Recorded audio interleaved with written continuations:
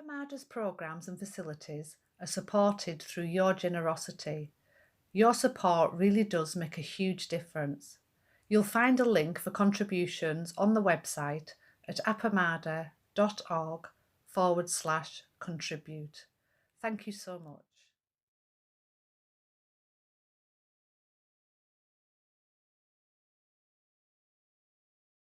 Good morning. It's good to see all of you. Can folks online, can you hear me? Okay, great, thanks. Well, I tentatively titled this Dharma talk, Practicing in a Time of Political Discord. We'll see where it actually goes. So here's how I'll start. A biracial trans woman and an old white man wearing a MAGA hat walk into a bar. This sounds like something like a joke I shouldn't be telling in the Zendo. But in reality, it's closer to an experience I had in Oklahoma City in the last week. So I was visiting Oklahoma City for work, and I stay at the same hotel that I go to every time I go. I'm there probably once a month or so, working with some clients there. And there is a young biracial trans woman who works as a barista in the coffee shop downstairs. So every morning I go down bleary-eyed at 6:30 or so, and she makes me coffee, and we've gotten to chat a little bit over the months. And I've gotten to listen to her talk with her coworkers and get a sense of this really interesting kind of burgeoning LGBTQ community that's popping up in Oklahoma City of all places, and I didn't know that. But interestingly, there's a wall right between that place where she works and a restaurant where I often will meet with clients at the end of the day for work meetings and such. And on one occasion, on the same day that I got coffee from her, I went in and sat down at the bar waiting for someone to show up.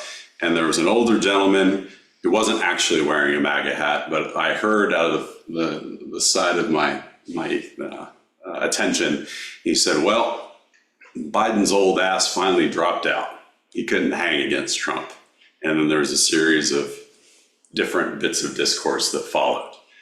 And I was sitting there literally about a foot away from that wall thinking about, this is a fascinating and magical place, this Oklahoma City, that has these two strong views so close to one another.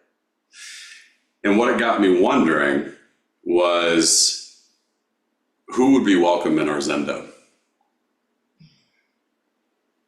Who would be welcome in, and I have a strong sense of who would be welcome in our Zendo, but I got to wondering why, and what are the views that are informing who would be welcome in our Zendo. And so that's kind of what I'd like to explore a little bit about our views and how they color the way that we encounter others and how they're contributing to the state we're in right now. So as I think about this, I think about Dogen. First, in the Genjo Koan, we recite this many, many times. To study the Buddha ways, to study the self. To study the self is to forget the self. To forget the self is to be actualized by myriad things. When actualized by myriad things, your body and mind, as well as the bodies and minds of others, drop away. No trace of realization remains, and this no trace continues endlessly. And so when I think about this, the space I'm zooming in on right now is to study the self is to forget the self. And to forget the self is to be actualized by myriad things. And it's kind of my hope that we can find ourselves a little more porous throughout the course of the conversation today and see what myriad things emerge in their place. So this is where I'm going to engage with you a little bit. I'm going to ask you to write for a couple of minutes. And so Anne has graciously prepared things. Folks online, if you want to type or write, whatever works for you, that's fine, but just a piece of paper should do. We'll write twice throughout the course of our morning. So here's the prompt. First, just think. I'd like you to consider a particularly strong view that you hold, preferably a political one. So think about what that might be. And then all I want you to do or write for 5 minutes is describe what is that view and why do you hold it? And that might be mining your personal history. It might be having a good bit of rhetorical flair about why you hold it, but whatever reasons you have, what is that view and why do you hold it? You got 5 minutes.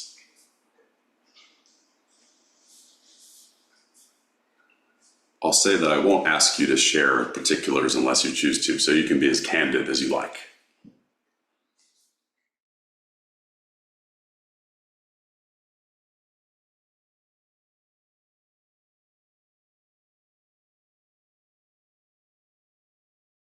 So before it leaves you, my first question to you is, how does your body feel right now?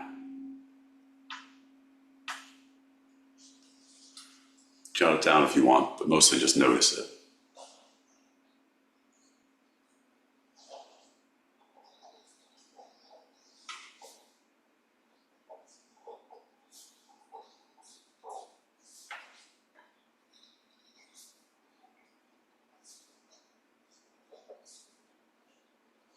So what do you notice in your body, having written from a strong view for a few minutes and inhabited it? My body feels reactive, explosive, and tense. Mm-hmm. Where is it tense? Right here. My belly feels empty but active. I feel scared. Others? I feel angry and agitated and ready for a fight. And I feel it in my gut. In your gut. Okay. Initially, I felt a little bit reactive when I was writing about my go-to issue. Mm. And halfway through, I sort of paused and went with a different issue that came to mind after some contemplation, and I had less reactivity around that. Mm-hmm. All I want to do is just draw a little bit of attention. Rosemary, yeah, sorry, I missed your hand. No worries. Enervated and annoyed and in my gut. Yeah. Great. I'm so glad I was able to offer you this experience this morning. Agitation and churning and burning in your stomachs. I think one of the things I'm curious about first is just we hold these strong views and we advance them, but they do things to us and they show up in interesting ways in our bodies. That's the first noticing I'd like us to have. The second is just more definitional. What is a view? How do you think of it? This is a legit open question. An idea I hold dear. Hmm.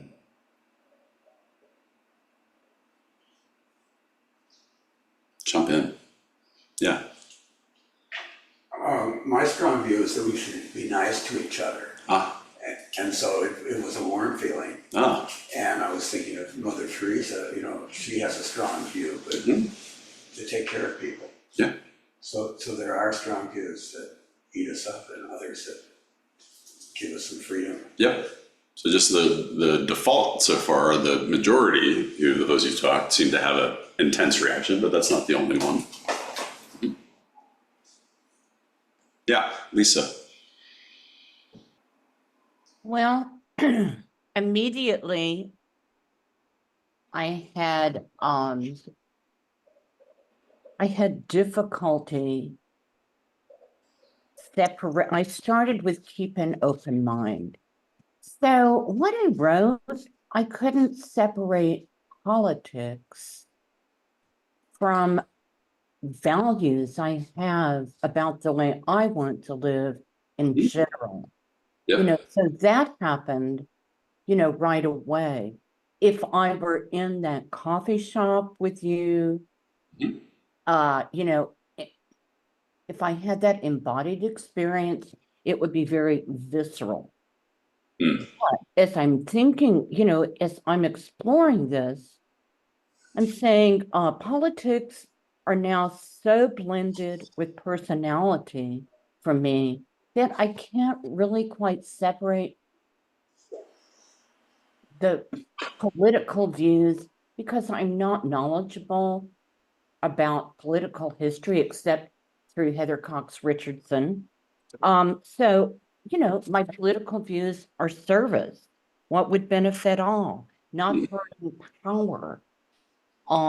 So I veered towards, okay, when I had an image of the orange guy in the MAGA hat, like I veered not into the way I see him, but the way I think politics, my my preferred view of politics.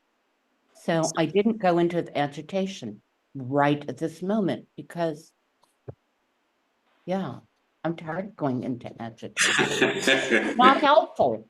Good. Okay, that's it. Well, what I also hear you saying is it's always a confluence of views, right? There's the views about what the direct thing is, the views that inform those, and a host of things that are moving all at once. I've been reading two books kind of in parallel about the Eightfold Path, and I'll get into right view in a little bit. But I was reading Gil Fronsdale's take on views writ large, and I thought that useful. So I'll just share this, what he says, before I offer what I'm thinking about. Behind almost everything we do, say, and think are views, some conscious and many not so conscious. Our views are the orientations, perspectives, and beliefs with which we understand ourself and the world. They are the basis on which we choose how to live our lives. Often our core views are so embedded and habitual that they are not seen. And if they are known, it is not as views, but as rather the way things truly are. That's what he describes. For me, what I was thinking about was, I think of a view as imagined certainty about how life really works. And it might be grounded, in fact, but it is a certain kind of perspective. And I say this because I have so many views and preferences and perspectives and ideas about how things are. And my hunch is that you do too. And my hunch is that you are probably having lots of views flying right around right now, even as we're talking. So our task, it seems to me, is to loosen the hold of commonplace views, the preference turns views and opinions, and adopt the stance of right view, which we'll get into in a minute. But for now, I want to just do a quick second round of writing, and this will be the last one. So draw a line underneath what you wrote. I think the line is useful. I'd like you to imagine that you are a person who holds an opposing view to what you described. And I'd like you to write from that perspective as though it is your view. And do your best to make this fictional view holder not a caricature. Write as though it's a family member you know, a friend, or maybe you if your life had gone differently. But write, what is the view and why do you hold it from an opposing side? 5 minutes.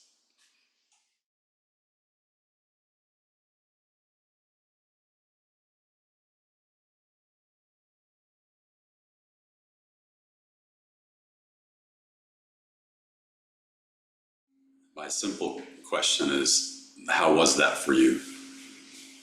Writing from another perspective.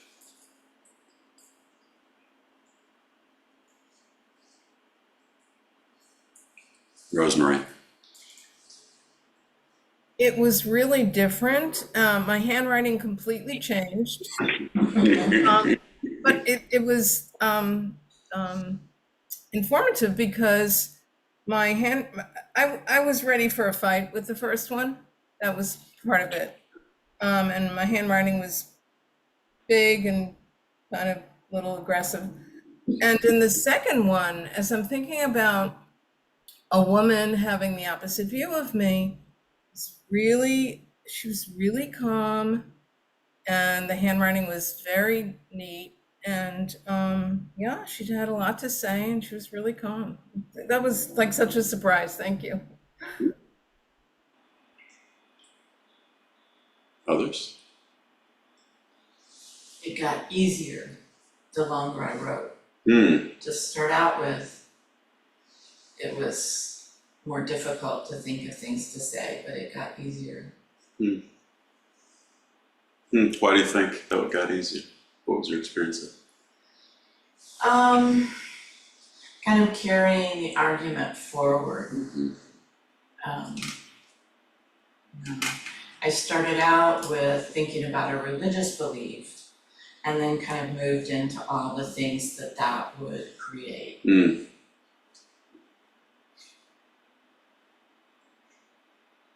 Other takes? Lisa?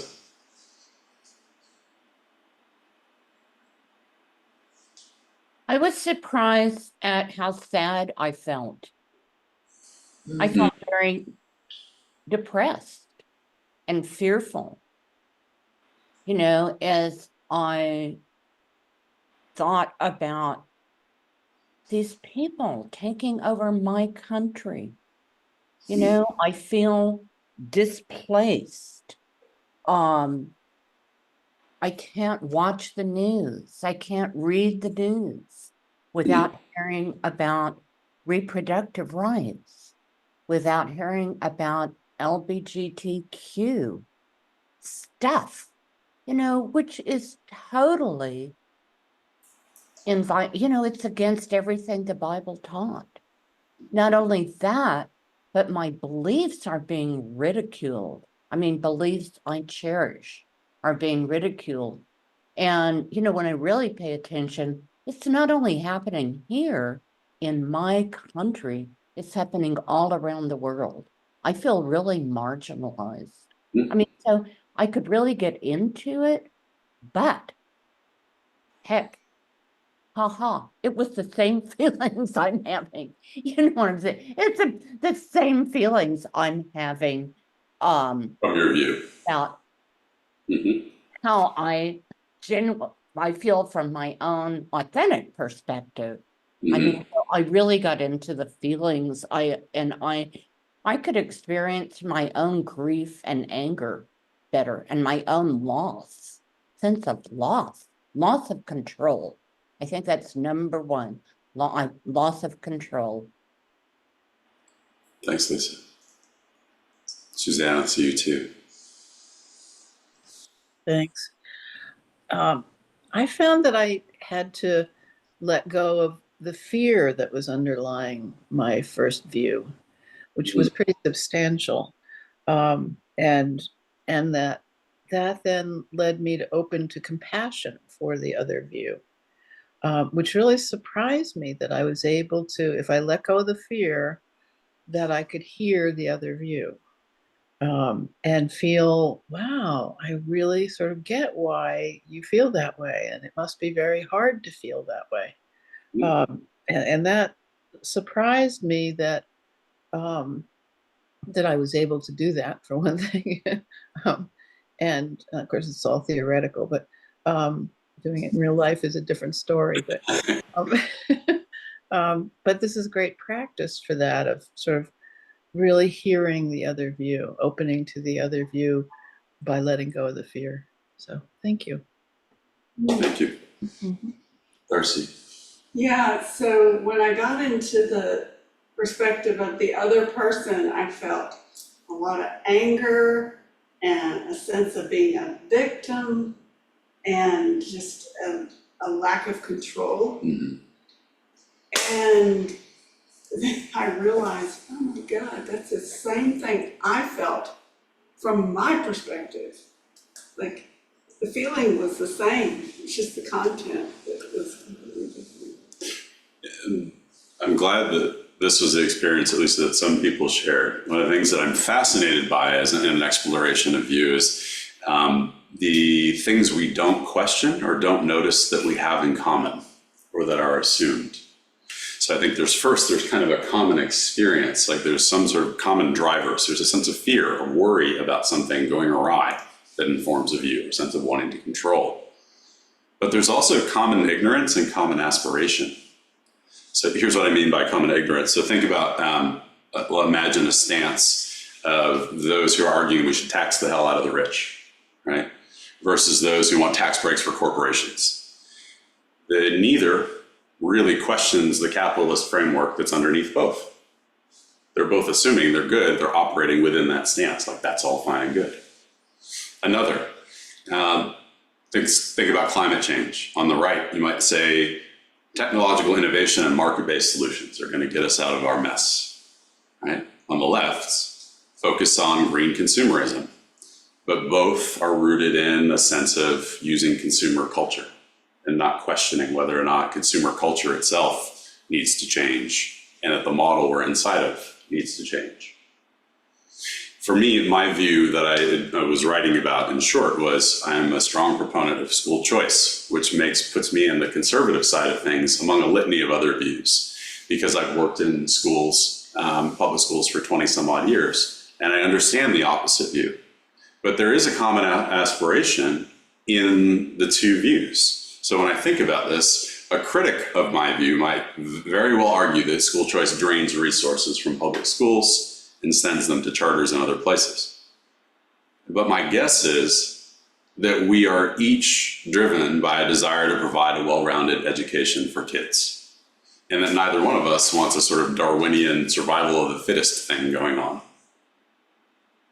So in the attachment to the particulars of things, we often miss where we have common assumptions, common experiences, or even common aspirations. So all of this makes me wonder, one more question for you, and then we'll get to right view, which is, would you, and this is just for discussion, how would you feel if the person holding the opposing view were sitting next to you right now in the Zendo? I would be amazed. Amazed. That the person that holds these views would be interested in this philosophy. Mm-hmm.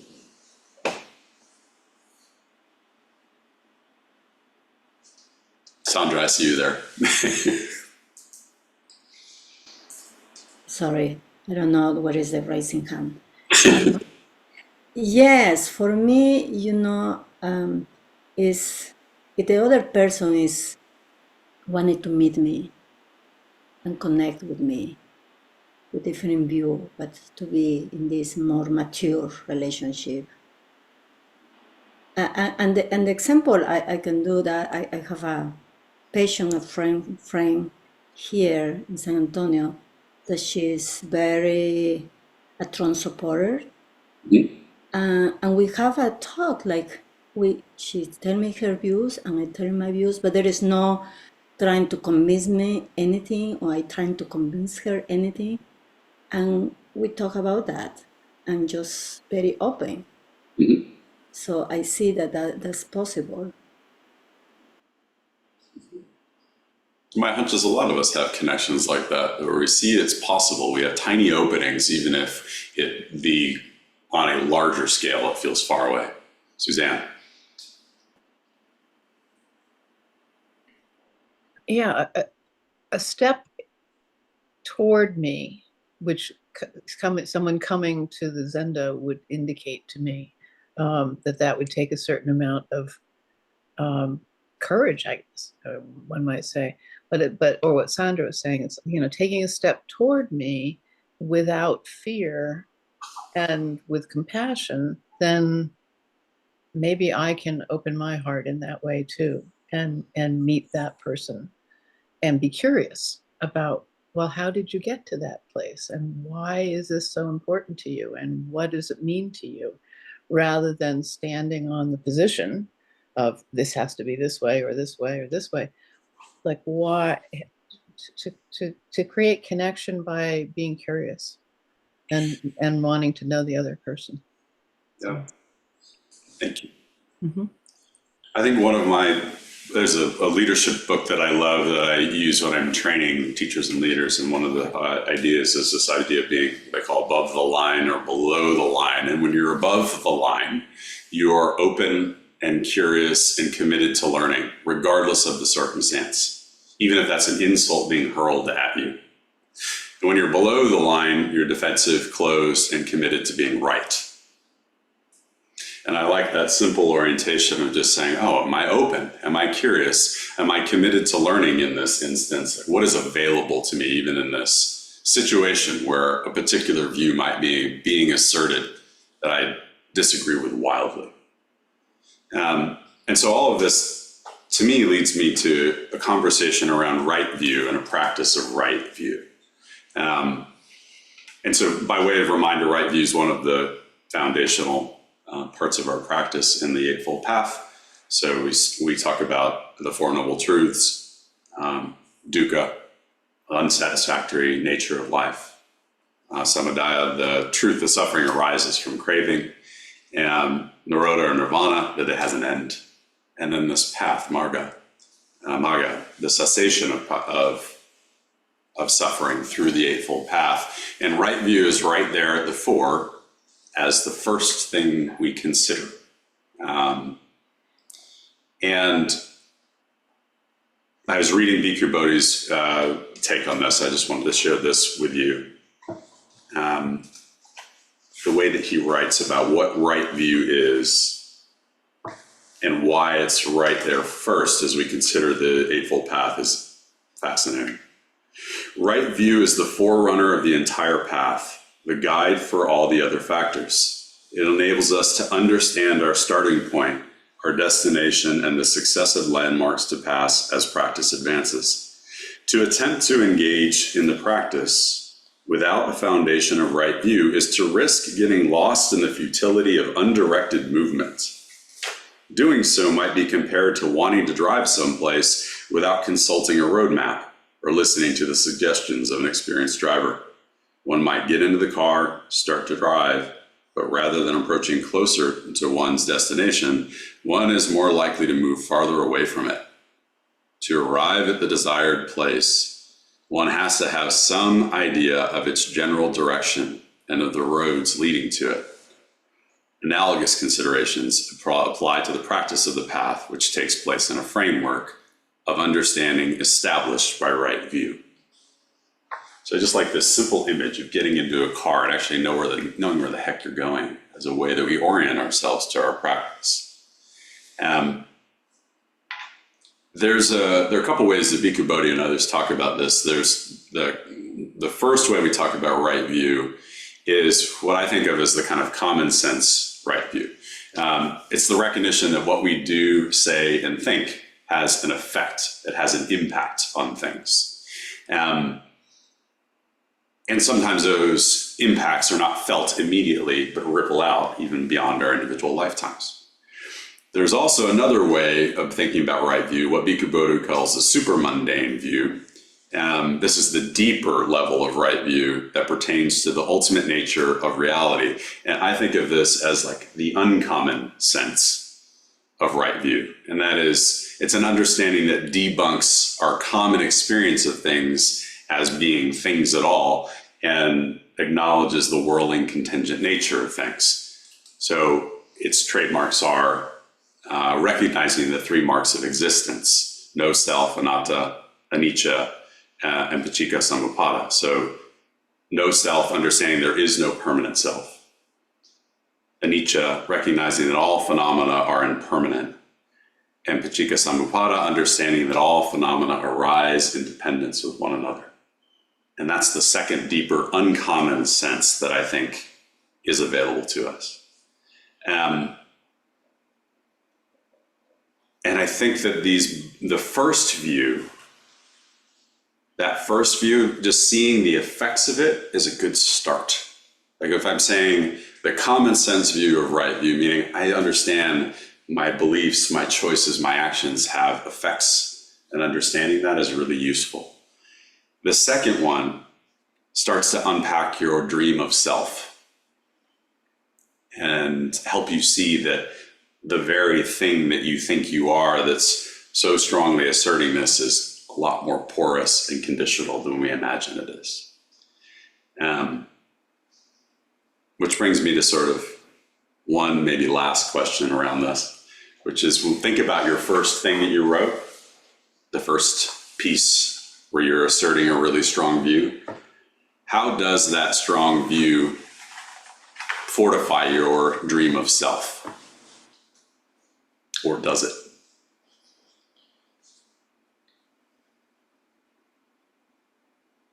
We're going to chant it in a few minutes, caught in a self-centered dream, only suffering. So how does that strong view fortify your dream of self or relate to it?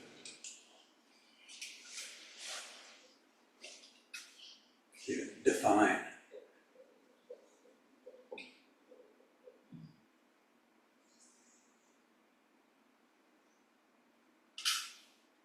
Yeah, everything else of my life flows out of it. For me, it gives me something to do with my life professionally. I have an assertion and I can live inside of that view every day and even make a living.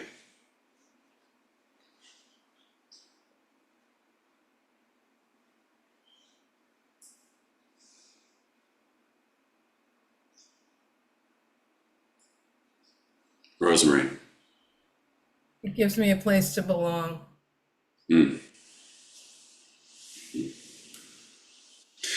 So I offer this up just to say, my sense is we probably hold these views because it offers us in thinking about how things should be, it gives us a more concrete sense of self, a little more felt sense of stability, which might actually be false, but it's there. And I could just sort of end there and just say, mic drop, we're all making a mess of things. Go sit with that, but that just feels rude. So as Chris and I were talking a couple of weeks ago, and he shared a piece by Brad Warner, who reminded me of the Kalama Sutra, which some of you may know. And here's a particular translation of it, which I think offers us something useful. So the Kalama Sutra comes out of the Pali Canon from some of the oldest recorded teachings of the Buddha, though they were recorded 500-600 years after his passing. So they've been passed down orally to that point. But here's what he's addressing a group called the Kalamas of his disciples. About 400 of them are gathered. And here's a particular translation that I like. Do not believe in anything simply because you have heard it. Do not believe in traditions because they have been handed down for many generations. Do not believe anything because it is spoken and rumored by many. Do not believe in anything because it is found within your religious books. Do not believe in anything merely on the authority of your teachers and elders. But after observation and analysis, when you find that anything agrees with reason and is conducive to the good and the benefit of one and all, then accept it and live up to it. So the counsel here is that the Buddha offers that you can trust your Buddha heart and mind to see clearly. That is the offering that's available. So even in this confluence of constant views, we can trust in that. And so our charge is to practice deeply and to live up to that which is conducive to the benefit of all. Thanks. Maybe a minute or two for questions and responses. So I have a question. So the first view I wrote down seems to answer what the Buddha is saying and what you just described, the benefit of all.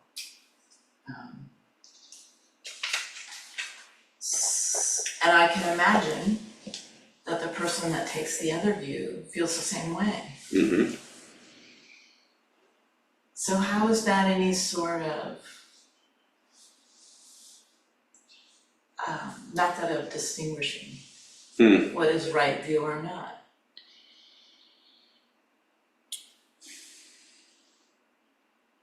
I think my response to that is, if we understand that most views are temporary, conditional, provisional things that help us describe and understand reality as they are present before us, that's good to know. They're situational. Right view gets us to a place where, upon seeing this situationality, the conditionality of individual views, we can make decisions from something other than those smaller views. So I guess, are you freed up from smaller views, from attachments to smaller views as you act and behave and think in the world? That maybe is, I turn, instead of looking at it as a lens, is there an inquiry there that allows us to see a little more clearly?